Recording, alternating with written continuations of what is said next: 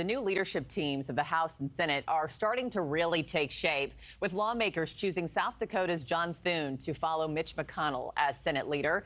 Oklahoma Senator James Lankford is also joining the team as the conference's vice chair. Senator Lankford joins me now this morning. Senator Lankford, it's been a while since you and I have talked in our Oklahoma days. Good to have you on the show, sir.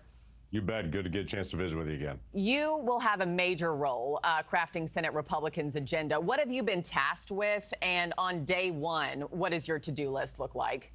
Well, I love that you're asking that question. We're less than 24 hours after the leadership election. We're actually meeting as a leadership team in just a couple hours this morning to start working through that agenda. I would tell you number one on that is going to be the tax policy. All the tax policy expires at the end of next year. If we don't act on tax policy, small businesses' taxes will go up 20%.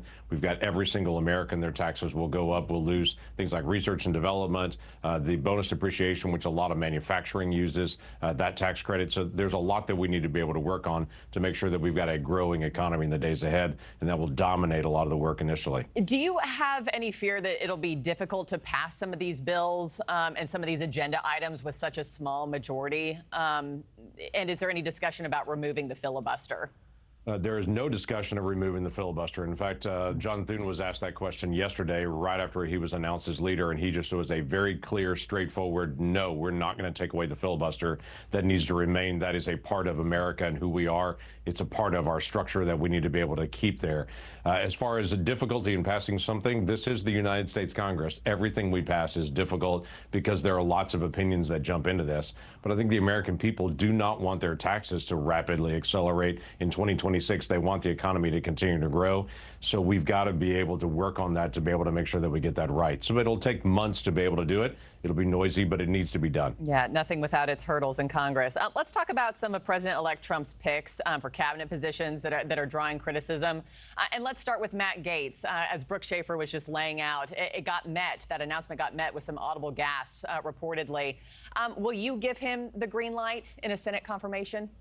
Well, he's got to actually go through the process just like everybody else does. So everyone that's actually going to be nominated and is being nominated by the president will go through a committee process. They'll have a lot of background investigation done. So I'm not answering the question on anyone, whether it be a colleague like Marco Rubio or whether it be Matt Gaetz, whatever it may be, because they've got to be able to work their way through the process. But it will be a very open, transparent process with lots of information, with both sides of the aisle have an opportunity to be able to speak into it. Yeah. What about the cabinet picks as a whole? I think you could argue that the picks are commensurate with the decisive win that Trump was just handed, right? But do you worry that some of these picks are too far right? And do you worry that in 4 years, the next presidential election, whoever is on the Republican ticket, that they'll have trouble with that?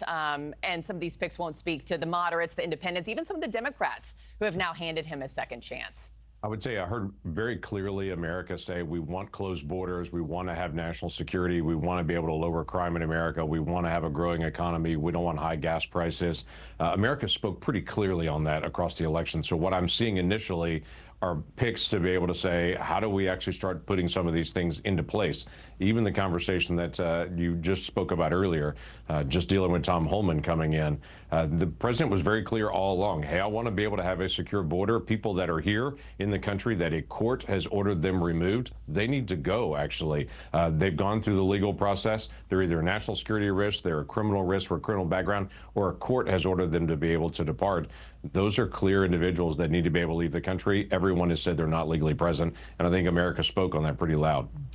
We are expected to possibly hear some more cabinet picks later today. Anybody that you have your eye on or names that you know have been thrown out? You want to make any news for us here, Senator? I have to tell you, I don't know yet. I'm still watching as the process is going along. The president is doing his work, and we're waiting and watching. And I think this will take about another 2 or 3 weeks for the bulk of those larger nominations to be able to come out. There's a lot of deputy secretaries and everything else. There's about 1,200 people total that actually have to go through this nomination confirmation process. So there'll be a lot more names to come. Yeah, to be a fly on the wall in some of these meetings and in the halls of Congress right now. Senator from Oklahoma, James Lankford, thank you, sir. Always appreciate your time. Thanks for watching, everybody. Go to joinnn.com to find NewsNation on your television provider. Also, don't forget to click that red subscribe button below to get more of NewsNation's fact-driven, unbiased coverage.